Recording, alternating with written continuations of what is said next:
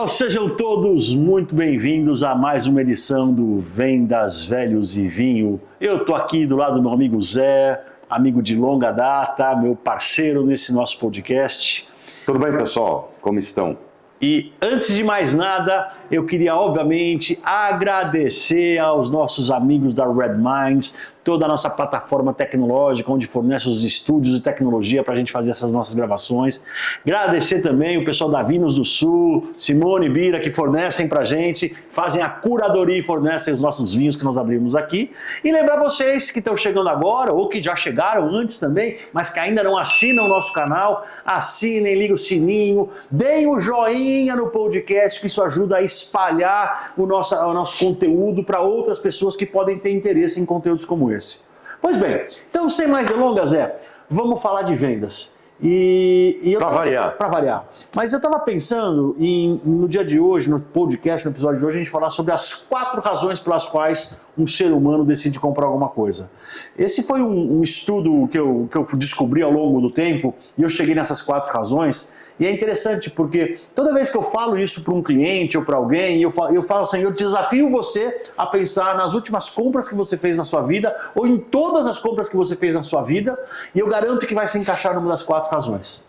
Então eu queria começar a passar por essas 4 razões e a gente começar a articular um pouquinho sobre isso, pode ser? Vamos lá. Você quer que eu falo de cara as 4 razões ou vamos uma por uma e vamos discutindo cada uma delas? Qual que você acha? Não, eu acho que você pode ir falando uma por uma e aí a gente vai vendo outras paralelas. Beleza, show de bola. Então, das 4 razões para alguém comprar alguma coisa, a primeira delas que eu falo é ganhar dinheiro. Ou seja, alguém vai comprar um produto ou um serviço porque esse produto ou serviço vai ajudar essa pessoa a ganhar dinheiro.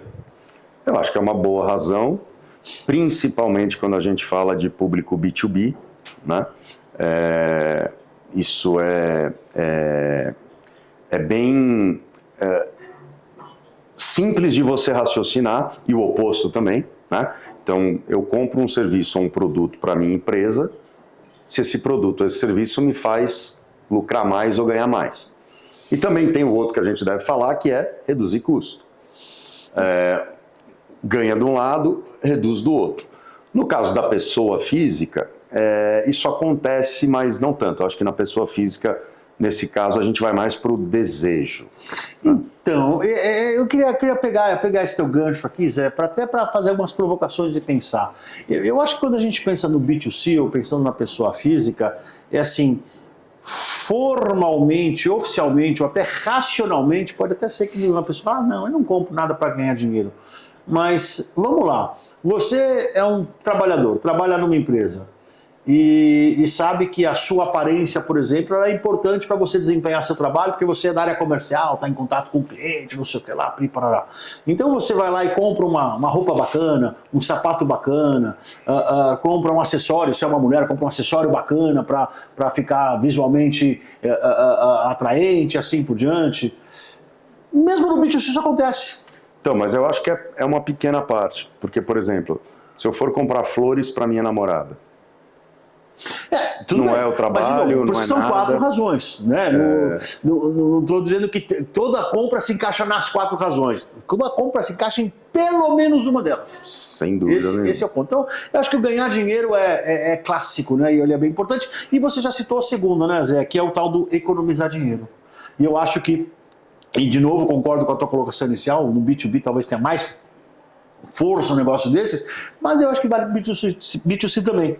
Ou seja, alguém compra alguma coisa para economizar dinheiro. Eu acho que esse no B2C é maior do que o primeiro. Pode ser. Porque você compra um arroz mais barato para economizar o dinheiro se você comprasse um arroz mais caro. Você vai num restaurante mais barato para economizar o dinheiro se você fosse no mais caro. Então, no B2C, é mais normal o raciocínio do economizar dinheiro ou do deixar de perder dinheiro, né? E no B2B é muito forte isso, né? A maioria das empresas, se você falar para qualquer comprador, olha, isso aqui vai fazer você diminuir custo, o cara vai querer ouvir. Mais do que isso, né, Zé? Hoje a gente vê cada vez mais as empresas muito pressionadas para serem mais competitivas, porque a competição é muito grande. A economia de dinheiro é um negócio fundamental. Você pega grandes empresas que têm departamentos de compras, a remuneração variável dos compradores basicamente está relacionada, olha, o teu orçamento para comprar e gastar 100, se você conseguir economizar 2%, você tem um bônus gigantesco de tanto, né? Estou pensando numa coisa, já na ponta de vendas, né? Todas as vendas são feitas por alguém que criou um produto ou um serviço a ser vendido. Geralmente a pessoa que cria o produto ou o serviço, geralmente, ela pensa na qualidade do produto e do serviço, não se isso vai economizar ou ganhar dinheiro da ponta final. E muitas vezes os vendedores ficam na mão com um serviço ou com um produto que a pessoa que criou acha fantástico, só que ele não consegue dar esse benefício para o cliente final, ou ganhar mais dinheiro, ou salvar mais dinheiro. E aí a briga começa.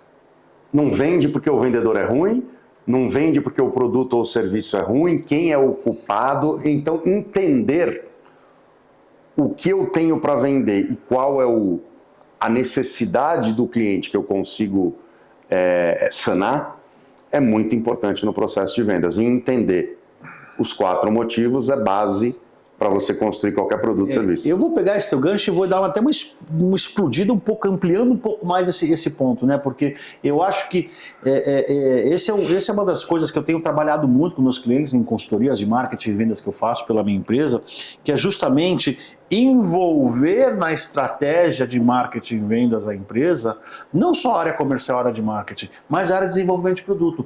Porque, para mim, o que você falou é comum de acontecer e para mim é um erro.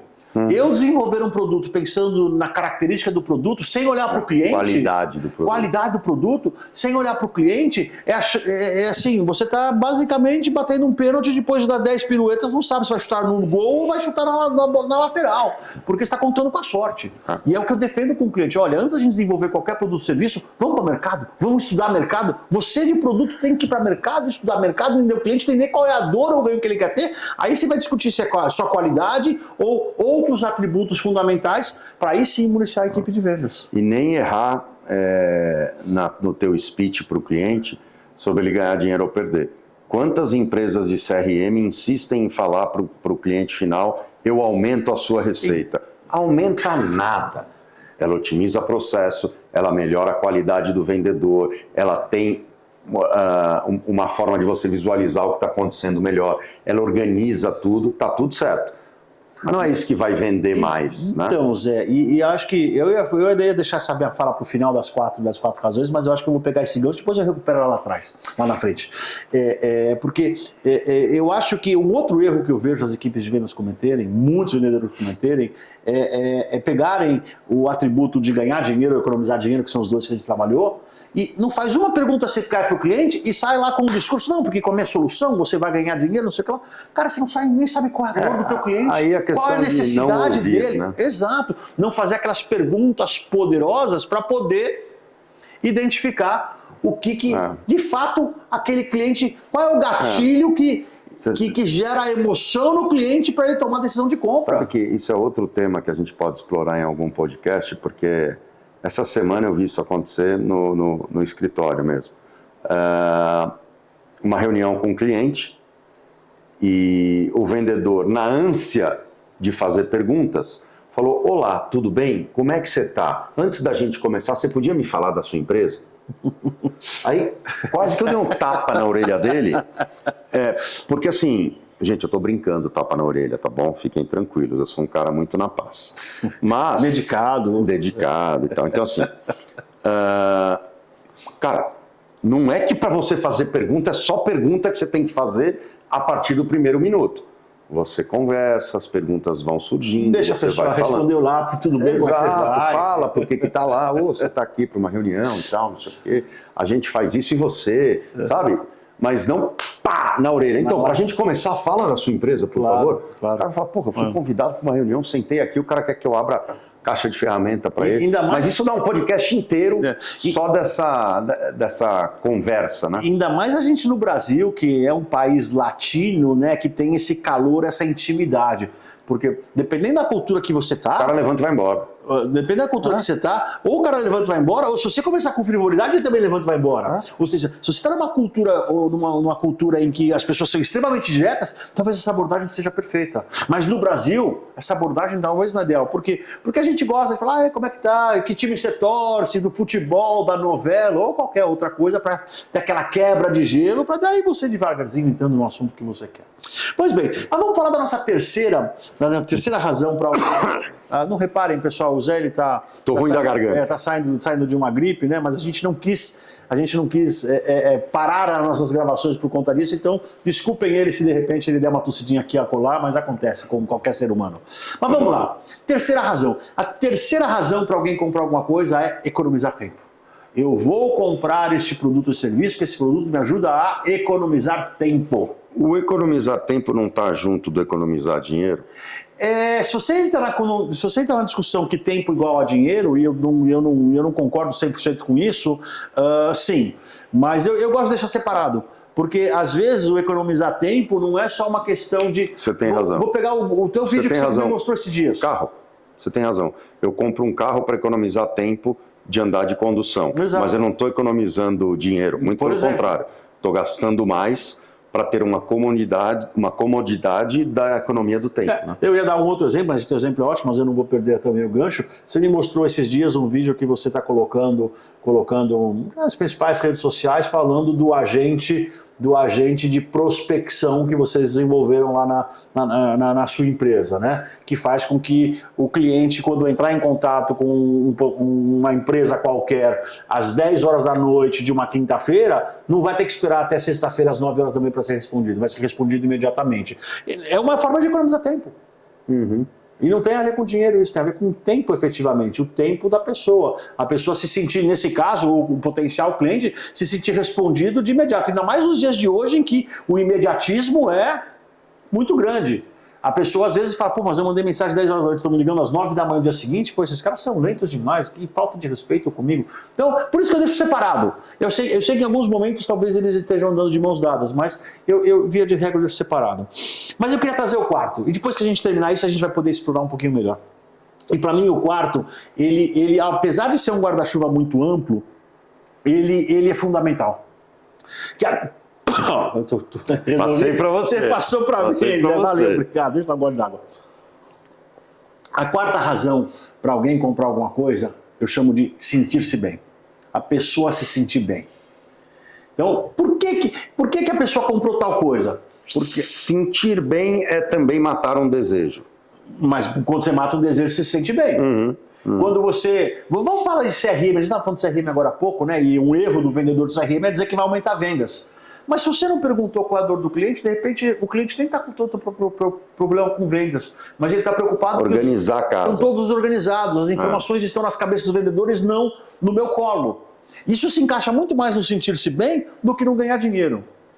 Então agora eu vou pegar esses quatro e vou começar a explorar um pouquinho mais, porque no final das contas, a hora que você entende que só tem esses 4 gatilhos que fazem alguém comprar alguma coisa, ganhar dinheiro, economizar tempo, se sentir bem, o fundamental de você como vendedor é tentar identificar no teu interlocutor qual desses 4 gatilhos vai gerar emoção nele.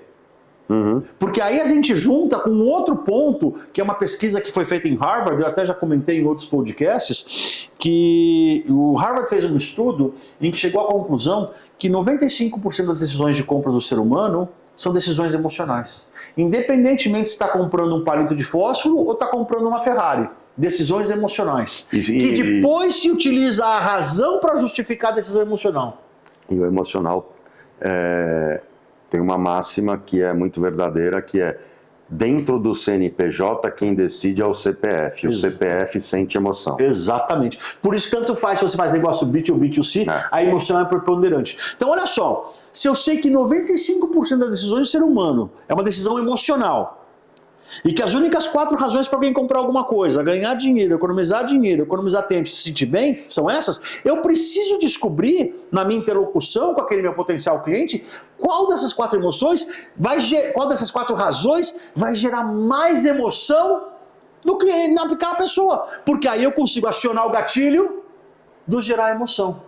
Porque se de repente eu sou um vendedor de carros e de repente você comprar uma Ferrari é porque você vai ter um prazer tremendo, porque é seu sonho desde a infância era ter uma Ferrari, eu tenho que pegar esta avenida. E não simplesmente dizer, compra uma Ferrari que daqui a 5 anos ela vai valer mais. Você só vai saber isso se você me ouvir.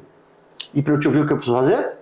Conversar, Conversar, fazer boas perguntas, perguntas inteligentes, fazer a leitura do ambiente, começar a perceber quando que você demonstra mais ou menos emoção em cada uma das respostas, e assim por diante. Sabe que você falou de carro, cara, mas é impressionante, né? Agora com esse boom de chineses que entraram, e muita concessionária abrindo, está faltando mão de obra qualificada para venda de carro. Eu sei porque é um mercado que eu atuo, então eu converso muito com as pessoas. E você entra numa concessionária para ver um carro, já te perguntaram alguma vez na vida, ô, seu Flávio, tudo bem? Qual vai ser o uso do seu carro? Para que o senhor quer comprar o carro? Você é casado, você é solteiro, você tem filhos, não tem filhos? Não tem essas perguntas. Precisa carregar coisa, não precisa carregar coisa? Não existe, você entra... Viaja muito, viaja pouco? O carro... Você entra lá, você fala, eu quero ver tal carro, tá bom, deixa eu te mostrar. E o cara já vai no produto. Cara, isso aquele produto não é para você. Não é o mais adequado. Entendeu? Se você dá uma dica que o vendedor pode ir num carro mais caro, por causa da dica que você deu, sei lá, tenho 4 filhos, 7 lugares. Claro. Vai ter que ser 7 lugares. Pra que ver aquele carro de 5 lugares? Eu posso fazer um upsell, que a gente chama, né? Vendendo produto acima do que o cliente... Ao mesmo tempo é o seguinte, tenho 4 filhos, já tenho um SUV, eu quero um carro esportivo para mim no fim de semana. Exatamente. Você já direciona. Estamos dando um exemplo de carro, mas no B2B, cara, isso acontece de uma forma corriqueira todos os dias. É o vendedor explicando para o cara que está do outro lado sobre o produto sem entender se ele precisa do produto, se aquele produto encaixa no negócio dele, qual que é a necessidade da empresa do cara. Exato. Zé, enquanto você está falando aqui, eu vou começar a abrir esse nosso vinho, que já está na hora. Por favor, faça. E aí deixa eu fazer um comentário aqui, esse vinho é interessante. De novo, Bira, Simone, Vinhos do Sul, muito obrigado pela curadoria, pelo fornecimento. Como sempre vocês acertam, eu conheço esse vinho, eu já tomei esse vinho, eu tenho certeza que ele é sensacional. Mas deixa eu falar para quem não conhece, essa é uma vinícola chamada Vale Belo. Esse é um vinho 2022, ele tem, acho que é 40%, 40% Malbec, 60% Taná. E ele passou 14 meses em barricas de carvalho francês. Deve ser uma porrada. Deve ser uma porrada. Com Taná, 14. O vinho 2022, ele ainda está jovem, acho que é um vinho que deveria... Safra boa, mas é um vinho que poderia levar mais um tempo para abrir, mas nós vamos abrir agora que nós vamos tomar. E o que me chamou a atenção, que é interessante que eu tenho notado, viu, Zé, aqui no Brasil principalmente, diferente do que a gente vê muito em vinho argentino e chileno, o álcool é relativamente baixo, 12,8%. O Brasil tem baixado um pouco o teor alcoólico dos vinhos, diferente do que a gente vê muito comum na Argentina, Chile e mesmo Europa, né? Sabe o que é engraçado desse...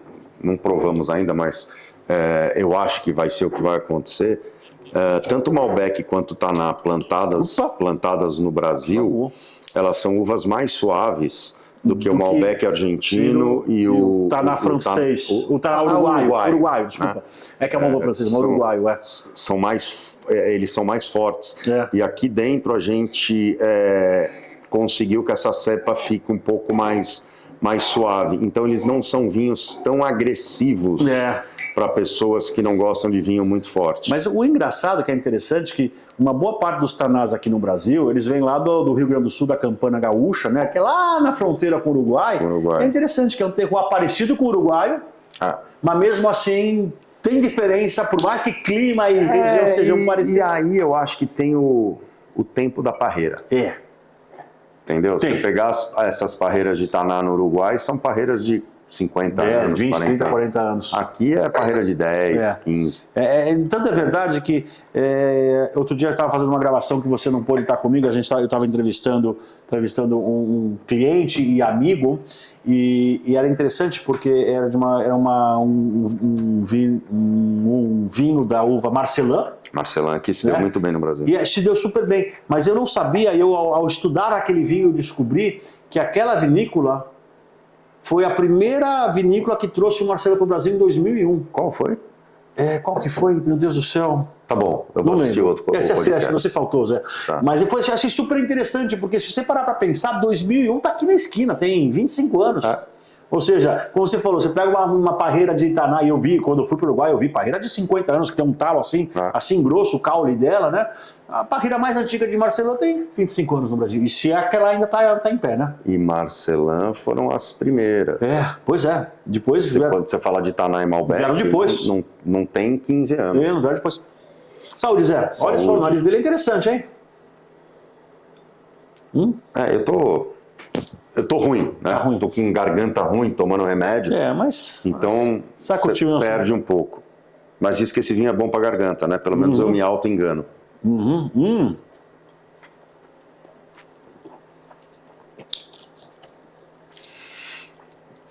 É muito equilibrado, hein? Equilibrado, acidez alta, tanino ainda precisando amaciar, ou seja, dava para guardar mais tempo de garrafa, álcool bom.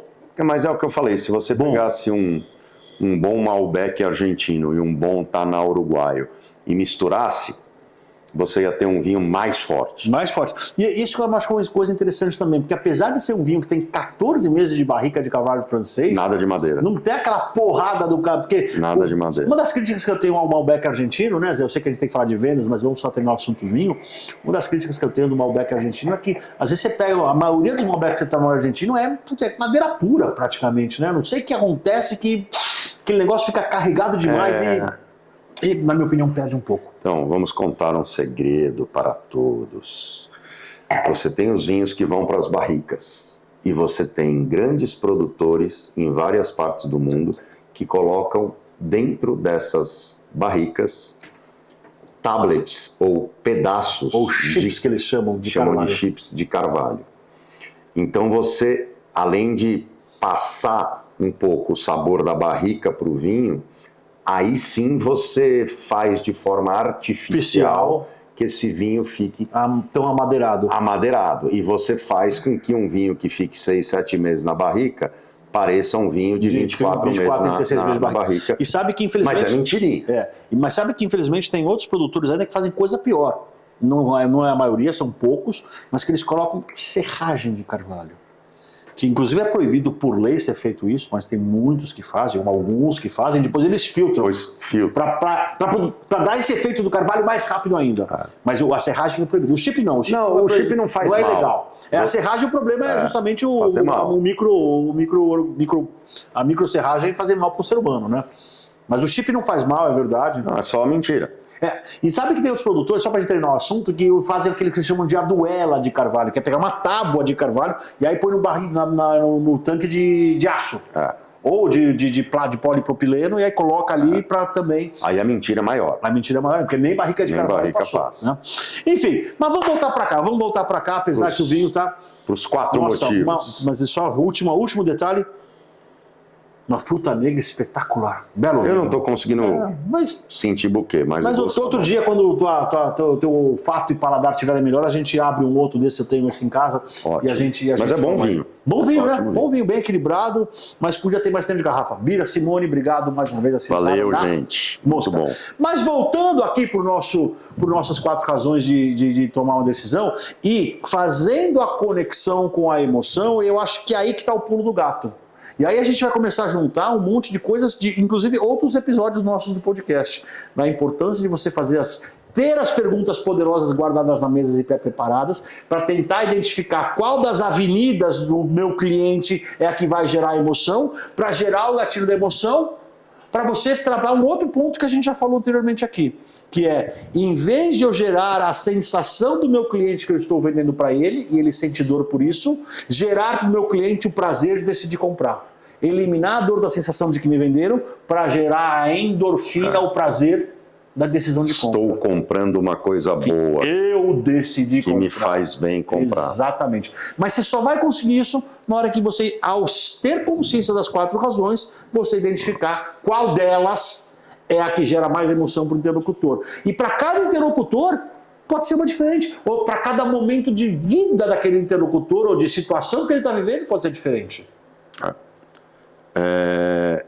E os sinais que o interlocutor vai te passar são muito importantes.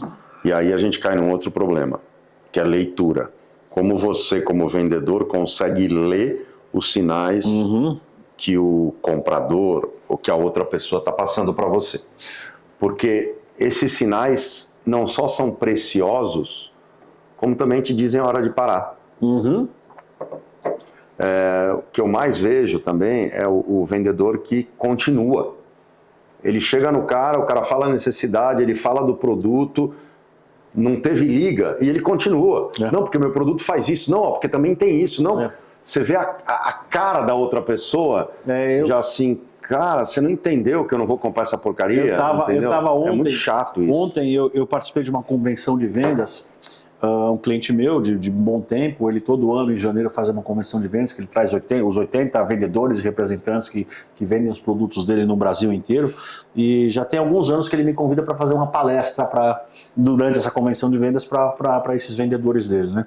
E ontem eu estava justamente falando sobre processo de vendas e funil de vendas. Eu estava falando, olha gente, a gente tem que entender que é um funil, que significa que você põe em cima e vai haver perda ao longo do percurso. Porque senão não Porque se não fosse funil, se não houvesse perda, não era funil, era cano de vendas. Exato. Era um encanamento de vendas, é funil. Então é importante você, como vendedor, ter a sensibilidade, ter essa leitura de perceber, opa, esse é o caso que é a perda do meu processo de vendas. Porque você não vai fechar todas as propostas que você fizer. Você não vai fechar com todos os potenciais clientes que você conversar. Tem uma grande... Leia e perceba isso, eventualmente deixe de ser chato. Olha só que interessante. Esse cara que você está fazendo a reunião, ele já está no meio do funil. Né?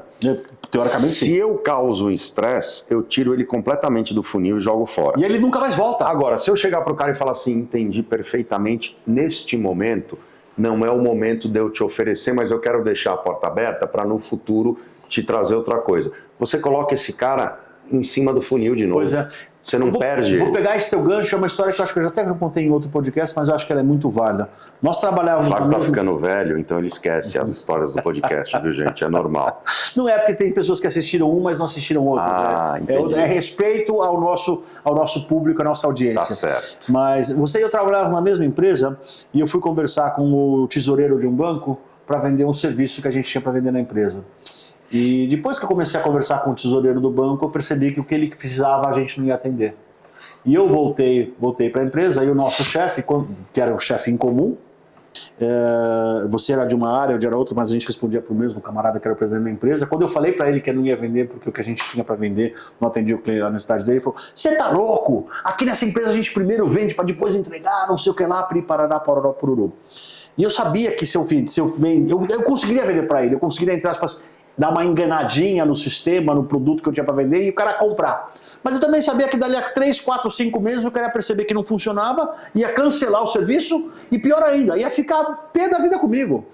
E eu falei, nesse momento eu não vou te vender porque eu não vou conseguir atender, porque a tua necessidade eu não consigo atender. E foi uma das melhores coisas que eu fiz na minha vida, porque depois disso eu fui para outras 3 empresas e nas 3 empresas eu voltei a falar com essa mesma pessoa e fiz negócio com ela. Ou seja, é um exemplo prático do exemplo que você falou, que eu tirei ele do funil de vendas, mas eu não joguei ele fora. Eu deixei ele ativo para um futuro. Nesse caso, o funil era de uma outra empresa, mas podia ser da própria empresa que eu estava. Porque você construir relacionamento, construir pontes, construir relações de confiança é fundamental. A gente precisa acabar com esse paradigma que o vendedor tem que ser um enganador. Pelo contrário, o vendedor tem que ser alguém que seja parceiro do seu cliente, que realmente vá vender algo que seja útil, prático e efetivo para aquele cliente. É isso aí. Se não, ferrou. Eu acho até que você consegue vender alguma coisa sem tê-la ainda, desde que você esteja construindo e você dividir com o cliente que isso vai ficar pronto mais para frente. Isso, quer fazer parte do meu piloto? Olha, não está pronto, mas daqui a uma semana, 2 semanas, 2 meses vai estar pronto. Aí a gente vai entrar na fase de testes betas, de repente você pode ser um teste beta. Se você falar que não está pronto, ficará pronto, e deixar claro para o teu cliente que não está pronto, ele pode ser um cara que vai ser o preconizador da utilização daquilo, testar aquilo, eu não tenho problema nenhum. Mas eu não tinha nesse caso, eu não tinha perspectiva nenhuma que aquilo fosse atender ele no futuro próximo. É tiro no pé. Aí é tiro no pé. Porque eu ia fazer uma venda, ia receber os tapinhas nas costas, parabéns, vendeu não sei o que, lá daqui a 6 meses recebi a carta de cancelamento e o cara pé da vida comigo. Sabe que eu vi um cara, bom, não lembro o nome dele, mas também não iria falar. Pois eu que sou velho, viu pessoal? Eu que sou velho da história, né? Ele trabalhou comigo em 2 empresas. E aí eu comecei a perceber que ele trabalhava nas empresas 2 anos só, em vendas. E área? ele tentava vender, enfiava coisa em cliente que não era bom, então eu vou vender esse produto só por vender e tal, aí saía. Quando ele ia para outra empresa, ele ia atrás do mesmo cliente e falava, então, aquela empresa não entrega, mas essa entrega. Então eu estou vendendo para você, tá fazendo a mesma coisa, ia para outra e tal. Foi interessante, porque eu estava almoçando com um cara, não era nem nada a ver com isso. Ele falou, pô, contratei um cara que trabalhou com você há 12 anos. Eu falei, é mesmo? Quem é o cara? Aí ele me falou, agora eu lembrei o nome. Mas não vamos falar, né? Não vamos declinar, né? Não, o nome dele é difícil também. Então, aí eu falei, vai ficar fácil de saber quem é. Aí eu falei para ele, eu falei, cara, vou te falar da história desse cara. Eu vi ele se transformando na minha frente. Ele falou, ih, fez bobagem. Ele falou, cara, eu vi ele falando isso num cliente junto comigo. Ele falou que mudou para cá porque a outra empresa não entregava. Eu falei, pois é. Quando ele sair daí, ele vai falar a mesma coisa e vai acabar te queimando. São os comportamentos que eu não consigo entender para um cara que quer fazer carreira em vendas, que quer crescer em vendas e tal, ter. Porque ele fica 2 anos em uma, 2 anos em outra, 2 anos em outra, 2 anos em outra, vai chegar, o mercado vai se falar e ele vai estar queimado. E é por isso que, infelizmente... Vai ter que abrir uma borracharia com 50 anos de idade. Mas é por isso que, infelizmente, existe um estigma muito grande com o vendedor. Eu lembro quando a gente começou a vender, há muitos anos atrás, as pessoas tinham vergonha de dizer que eram vendedoras. O que você faz, vendedor? Você faz o quê? Vendas. A pessoa tinha até vergonha de falar que trabalhava com vendas, porque tinha esse estigma muito grande de ser aquele cara do enganador, ludibriador, o que vai te empurrar uma coisa que você não precisa e assim por diante. Então, de fato, eu acho que isso que a gente está falando é super importante para a gente cada vez mais fortalecer a importância de você ser um profissional de qualidade. Exatamente. O vendedor de qualidade faz bem para todo mundo, faz bem para ele, faz bem para a empresa que ele trabalha, faz bem para a empresa que compra dele. Para o cliente, seja faz bem para todo mundo. Exatamente. Todo mundo. E toda empresa precisa de vendedor. Muito bem, Zé, olha só, estou vendo aqui nosso relógio, nosso cronômetro, batemos o nosso tempo, como a gente já falou. Meia horinha, podcast tiro curto, mensagem direta e reta. Então, vamos chegar nos finalmente aqui do nosso podcast. Eu não sei se tem algum comentário a mais com relação às 4 razões e às emoções para a gente falar. Se não, acho que essas quatro razões têm que ser usadas e as pessoas têm que entrar nelas, descer um pouquinho e tentar pensar o que o cara do outro lado, o que o cliente do outro lado, o que a contraparte do outro lado realmente vai sentir com a tua venda. É isso aí. Muito bem. Pessoal, então olha só. Quem ainda não assina o nosso canal, mais uma vez, por favor, vai lá, assina, ativa o sininho para receber as notificações, dá um joinha se gostou desse conteúdo para que ele chegue em outras pessoas e possam também aproveitar esse conteúdo que a gente está construindo. Agradecer de coração Red Minds, nossa parceira que fornece toda a infraestrutura tecnológica, os estúdios para nossa gravação. Bira, Simone, Vino do Sul, muito obrigado mais uma vez, como sempre acertaram na mosca pela curadoria e fornecimento. E desejar a vocês uma melhora, boa recuperação na sua tosse. Muito obrigado. E um brinde a nós e boas vendas a todo mundo. Ótimo 2026 a todos. Tchau, pessoal. Valeu.